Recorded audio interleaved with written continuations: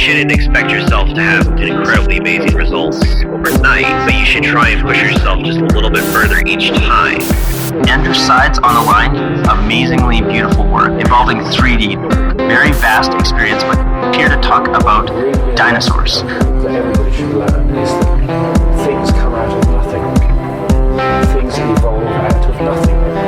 You know, the tiniest seed in the right situation turns into the most beautiful forest.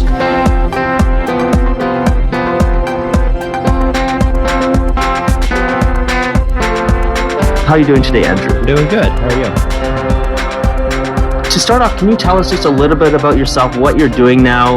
What are you doing in terms of your artwork? These days, I do apparel design during the days, like my day job. And on off hours and during the weekend and all that, I do sculpting now. Mostly dinosaurs. I'm starting to branch out in some other stuff. And then I'm enrolled in an atelier right now as well, on the traditional drawing side and painting side of things. Atelier? Did I hear that right? Yeah, atelier. It's Atelier. Can you tell us a little bit more about that? It's something I've never heard before. An atelier is basically a catch-all term for a very focused course of education in studying art and perfecting art. A lot of the times you have to actually be there and attending it. But the Watts Atelier, which is out in, I think, Encinita, California, they started a online correspondence late last year.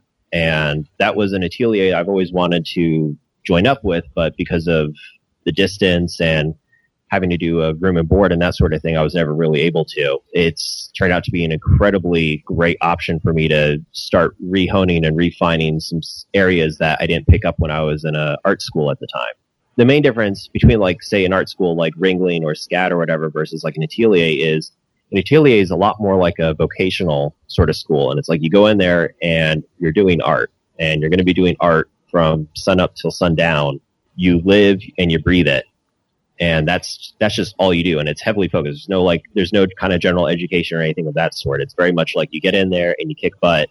It's almost like a group apprenticeship kind of thing, you know? Like, I'm such a firm believer in these sort of compressed, get in, be very serious about what you want to learn. Surround yourself with other people that are really serious. Get the best teachers in there that can give you real world problems to work on, and then just like go. Yeah. If you're really dedicated and know exactly what you want to do, even though I had never heard of this form of art education, I think it sounds phenomenal. If I had found it earlier, I don't think I would have taken full advantage of it as I am now. You do have to go in with kind of a game plan and knowing what you want to get out of it, you know? It is very much like you get what you put into it sort of thing on that front. And it's a damn fraction of the price. I think I priced it out on my head that a year's worth of my own college, I'd have to attend at this atelier for about 20 years to make the same cost. Wow. Yeah. That is, Yeah. So it's a massive fraction of the price. And it's still that sort of art education background that I think a lot of people look to for art schools. Oh, that's really interesting. I'm really fascinated by what you said was that if you had gone when you were going to college at that age, you wouldn't have gotten the same thing out of it that you do today. What do you think that is? Because I feel the same way. That I know when I was in art school, you know, I was in the library as minimally as I needed to be, you know, for assignments, and then that was it. I wasn't going there just to hang out for like 3 or 4 hours and just browse. Well, it's definitely not time, because if anything, I have to really kind of carve that out for myself and that sort of thing. Since I have far more responsibilities now than I did when I was like a college kid. Honestly, I think a lot of it is age. When I went to school, I was kind of like, yes, this is what I want to do. I want to be a comic book artist, and I'm going to make comics, and that's going to be my living. And all throughout school, like, I wasn't really much of a slacker. I worked myself pretty hard on it. Late senior year, I immediately panicked. I said, wait, I don't think I want to do this anymore. I think I need to change gears. That was kind of the start of realizing that this isn't entirely what I think I really wanted to do with art. And I don't like, I just kind of fell into this. At this point, what I have to do is I kind of have to just adapt or die if I want to get myself along that path.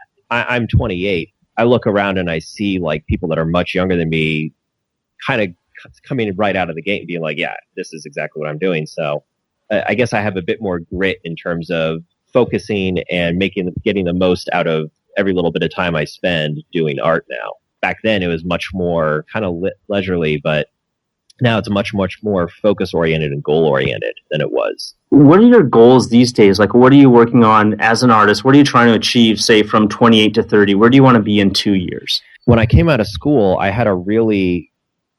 felt like I had a pretty decent draftsman ability, but it was really cartooned and it was really, really stylized. And when I got out of school, I immediately said to myself, wait, I don't want to do this. I want to do this much more realistic stuff, this much more representational art. And clearly, like, my skill set wasn't meshing with that at all. My education was pretty much just learning how to pencil and how to ink and do some computer coloring with comics.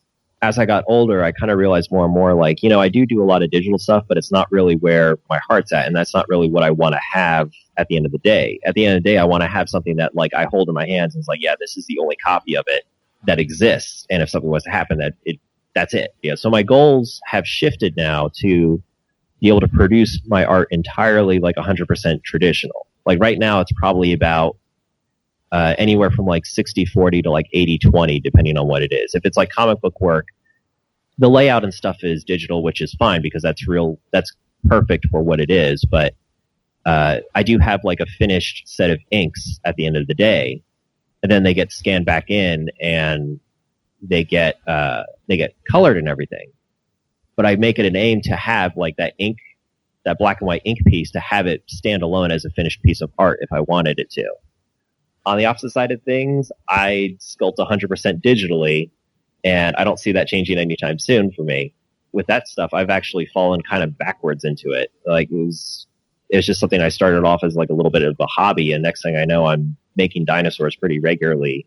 That's something that's unexpectedly has become a much larger part of my day-to-day activities than I expected. Prince of Kings.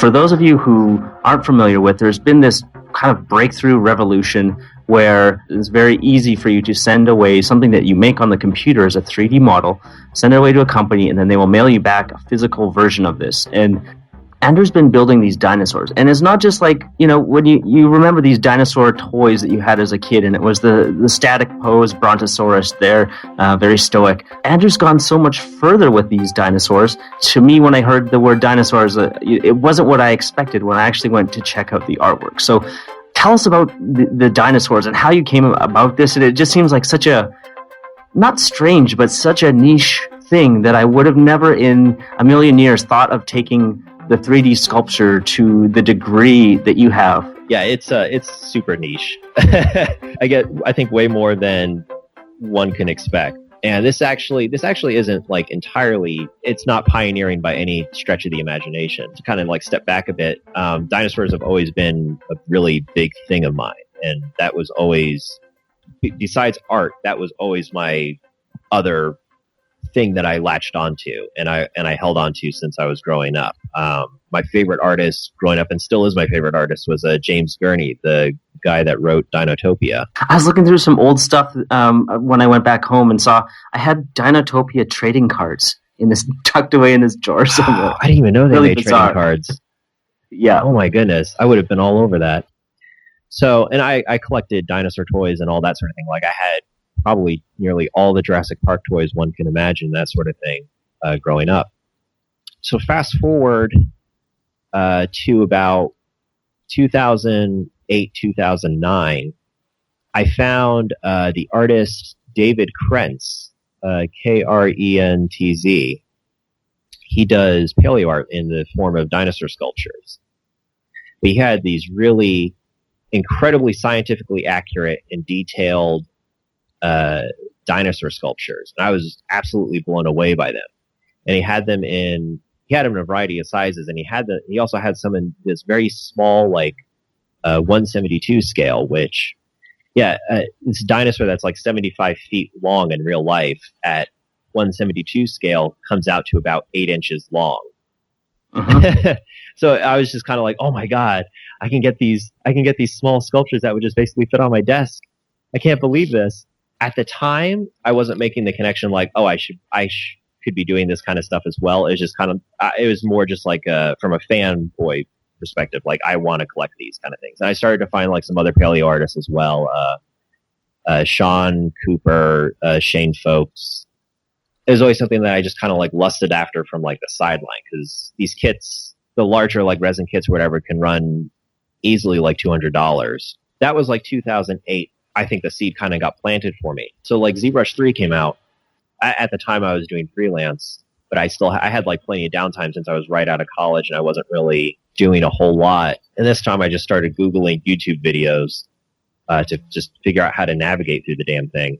It has an incredibly high learning curve. Once you get past it, it's a very easy program to figure out and to work your way through. I play with it with a little bit, put it away, come back to it maybe like 3 or 4 months down the road, shakily relearn a few things here and there, and then it'd be like riding a bike, and I'd be able to make some stuff again, and I'd put it away.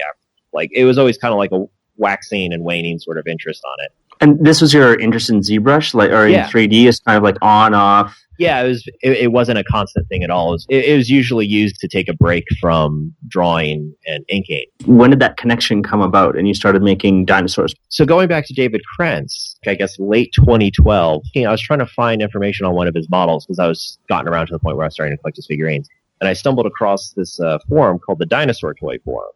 On this forum, I found out that there were people that were doing 3D printing of figurines and selling them, and they were doing them all these small scales that I really liked. David Krentz, there were like 2 or 3 other people as well at the time that were doing them that were all really fantastic things. And I got hooked and I couldn't really shake it free. I picked up ZBrush again after a really long hiatus. I started to fool around with it again. There was this diorama that I saw that someone had made up of another sculptor's dinosaurs. The sculptor, I believe, was Angie Rodriguez. And this guy named Martin Garrett, I believe he was doing it as part of a commission or something, but he had taken a bunch of her dinosaur figurines and composed them into a little diorama scene of like a herd moving through a swamp. And I thought to myself, like, that's the sort of thing I should be doing, is making these figurines where you can buy like a set of them and be able to put them together into a diorama if you wanted to, without like a whole lot of modification of the figurines themselves, because you'll already have like a variety of poses to choose from. Buy as you want and set it up as you'd like and all that sort of thing. Ah, that's very cool. I like that idea. I always really liked, like, the museum dioramas you would see if you've ever gone to like the National the American Museum of Natural History in New York.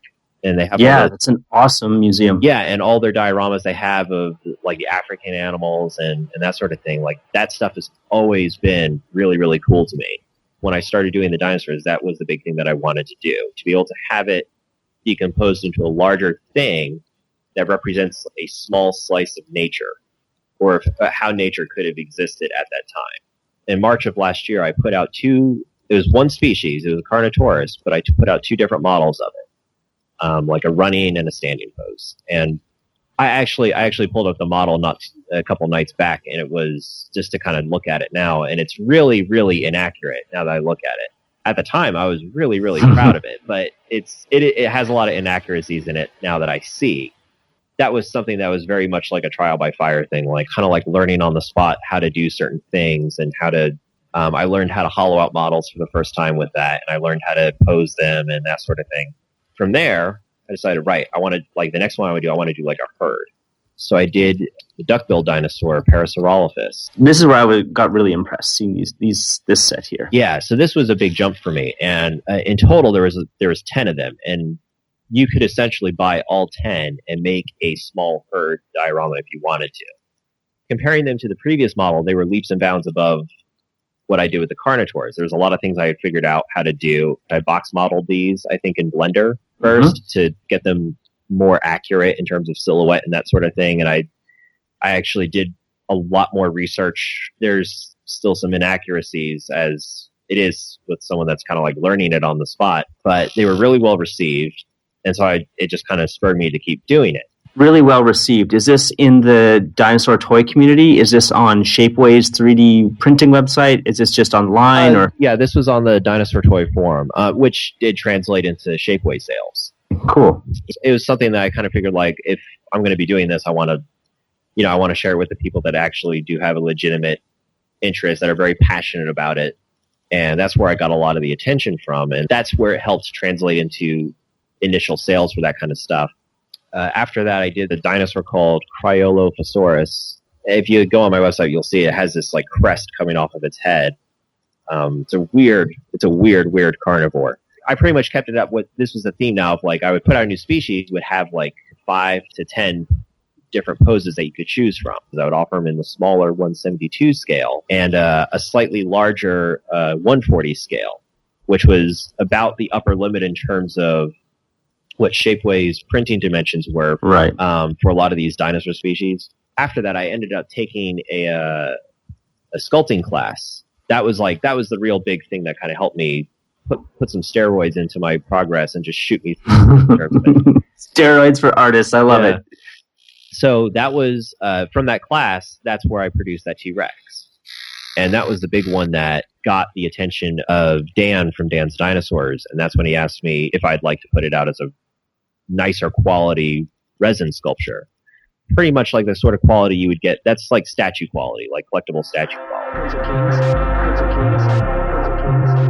I've never seen a course on like the last 10% or anyone really talk about the last 10%, but I feel that there is something there. If somebody knows of something, definitely hit me up with it. I could definitely use a 10% steroid for some of my own initiatives. The best advice I've heard: if you make enough starts, the finishes will happen on their own. And I like that. I'm still trying to fully grasp what that means, because that last 10% is killer. And with these models, that last 10% is all logistics. There's no creative stuff whatsoever. It's kind of like, okay, I have to make sure that my minimum size on the model is 1 millimeter or like 0.5 millimeters or whatever, and I have to double check it in a separate program to make sure that I'm hitting those thicknesses correctly, because 3D printing on demand, it's a very expensive thing to run quality assurance on. So it's kind of, a lot of the time, it's kind of like I just have to triple and quadruple check it, just kind of let it out in the wild and then fix it as it goes. No matter how strident I am, it seems to still happen. It seems to happen with everyone.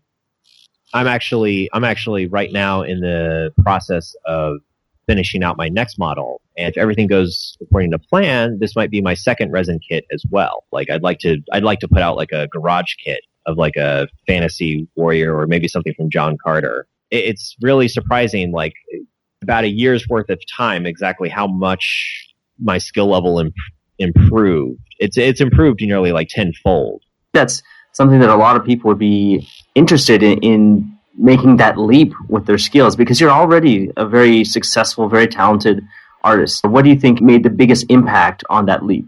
At the end of the day, a lot of it is repetition. And repetition, it's a lot like that, the saying like practice makes perfect. I think the more accurate thing would be to say like perfect practice makes perfect performance. But you should strive to hit as high a finish as you can achieve within your skill set. You shouldn't expect yourself to have an incredibly amazing results overnight, but you should aim to try and push yourself just a little bit further each time, and to try and make yourself do something that's just enough out of your comfort zone that you feel like you've gained something at the end of it. With your next models that you're starting up, what is one way that you're trying to go outside your comfort zone? It's kind of, a lot of it's kind of more subconscious, I guess.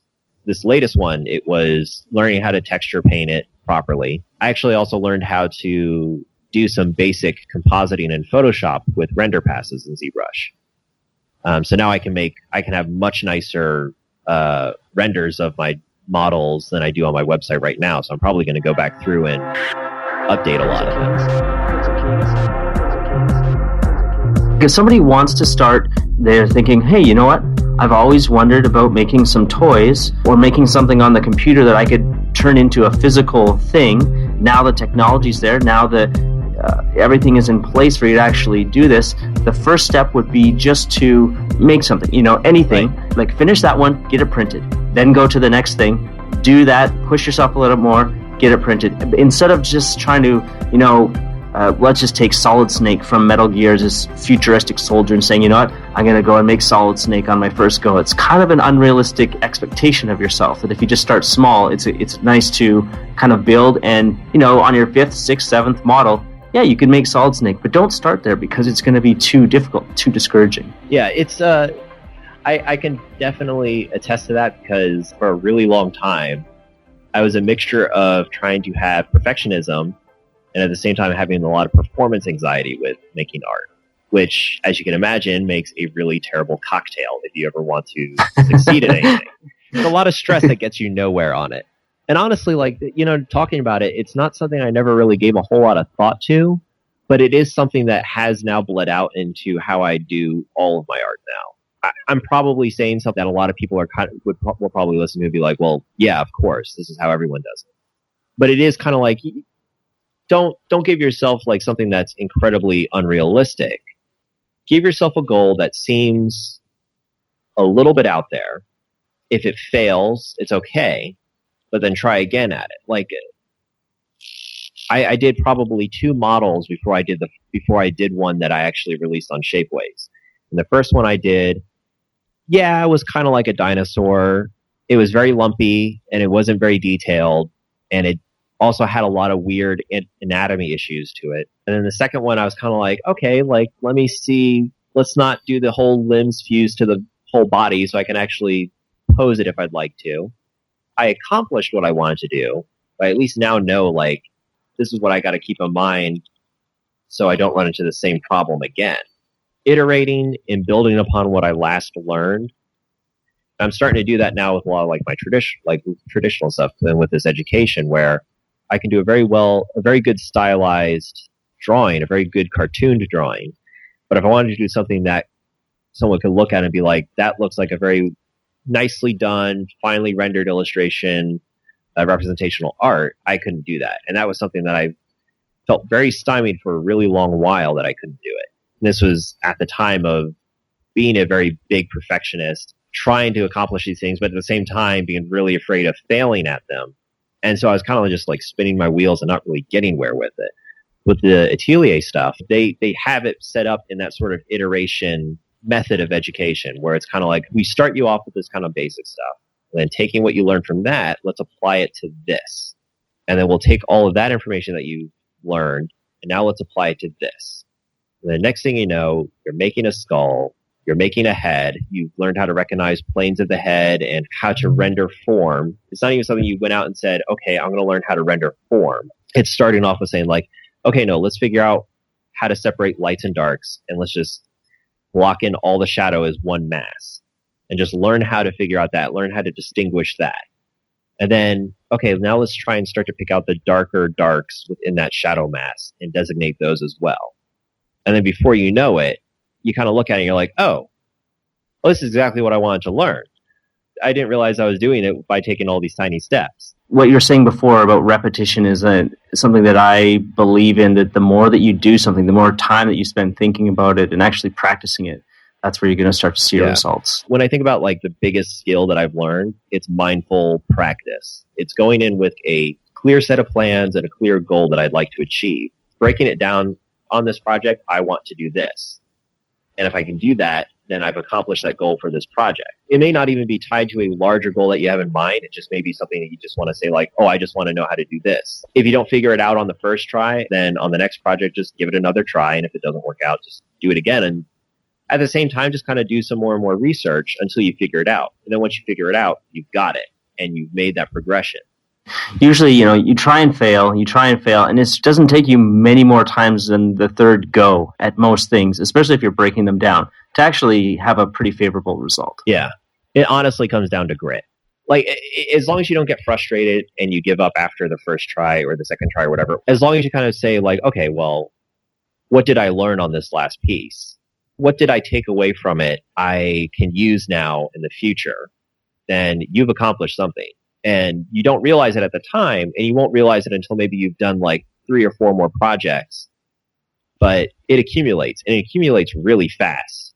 All right, we started this interview off talking about grit. That was one of the very first things that you mentioned about being your process and your progression as an artist transitioning has been about grit and working hard and learning the lessons and sticking to your plans and improving. And I think that's something that a lot of people can take away and realize that this is a journey that you're on. So to finish this off, where can we find more from you online, and where can we check out some of the dinosaurs that you've done and some of the other stuff that you've got out there?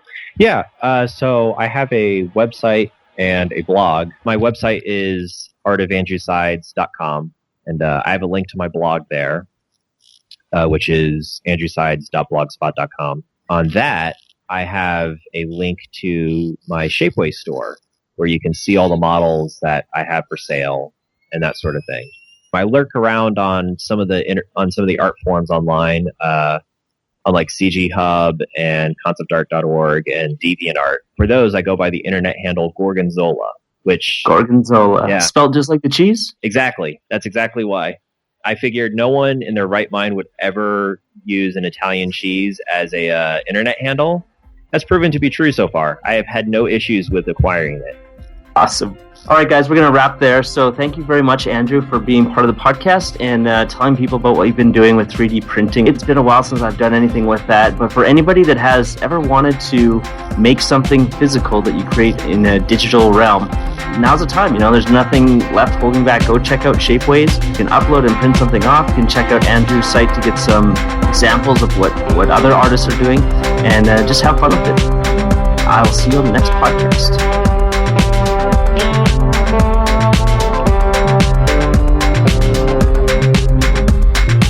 Demands patience, skill, years of practice. Ah, you talk like a fool. I would trade a century of practice for an ounce of inspiration.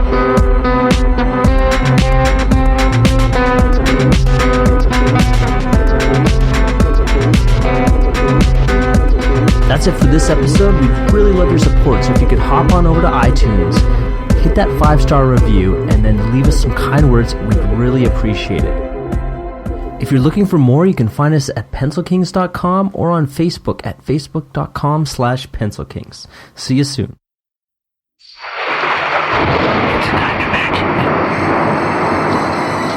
Another amazing Podcast Magic production.